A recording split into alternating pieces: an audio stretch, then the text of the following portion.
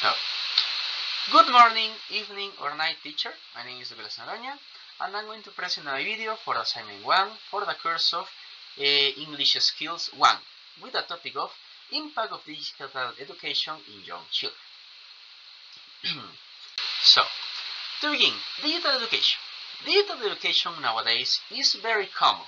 In some universities offer this modality for for people who work, for people who are very too far, or even in the course that we are today, that is English Skills from Continental University. That it is an online digital education. However, before 2020, this was actually a very uncommon way of education. Sure, we have some courses like MOOCs or Coursera that were mostly used to learn some skills for professionals or autodidacts who want to learn things like coding, to learn some tool or other things. However, during the pandemic in 2020, this changed. The, the relatively uncommon use of digital education grew as the pandemic and the lockdown continued, as you can see in the chart on the left. The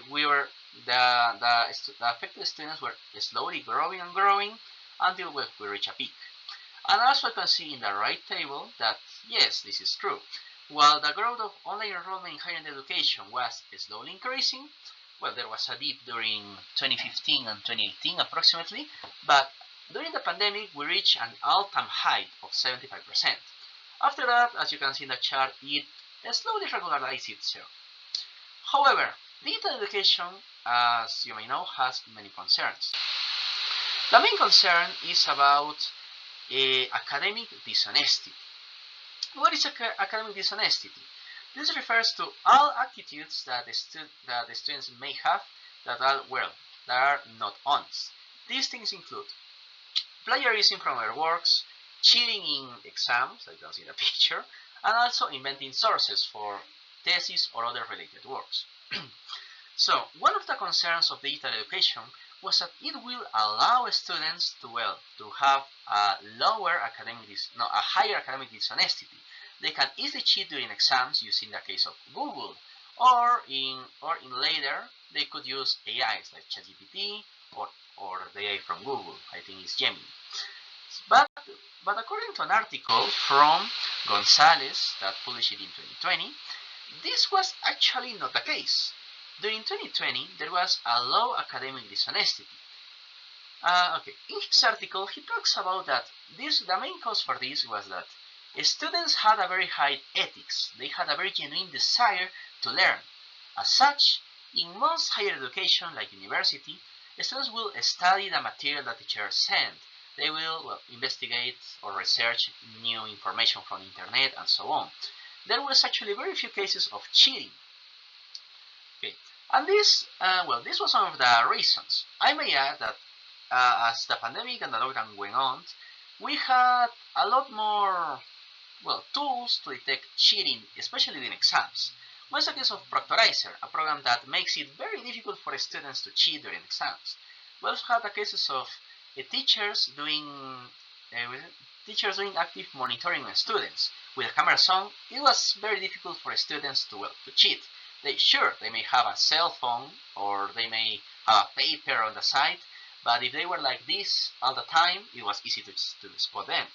There was also a case of disciplinary actions. The students who had this students who were caught doing cheating during exams or having academic dishonesty will have a warning, maybe a verbal warning in class, then a written warning in an email, and they will have a suspension, and lastly, termination.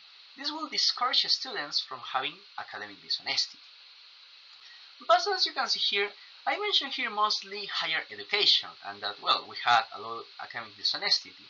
But what happened with the other case, with lower education, elementary school, early high school? Well, the thing is that there is not a lot of investigation actually. Like yes, there is a lot of investigation on academies, on universities, and so on, because they care more about that. However, in elementary school and also in high school, there was a lot of investigation. So we actually don't know how high was the temptation for young learners to use these tools to cheat, because as we know, young learners don't see exams as a test of their skills. They see exams as, well, they see, well, I need to have a good score, or my parent is going to punish me, or yes, I have homework, it is a chore. So, but I have AI. I'm going to write, hey, please give me, I don't know, when was America discovered? It was discovered by in 14, I don't know. So what happens is, when children start doing this from a very young age, they may develop a bad habit, and they may increase their academic dishonesty as time goes on. If very little kids do this, when they are adolescents, they'll have an easier time doing this. They'll say, "Oh well, I can just ask the AI to give me my homework."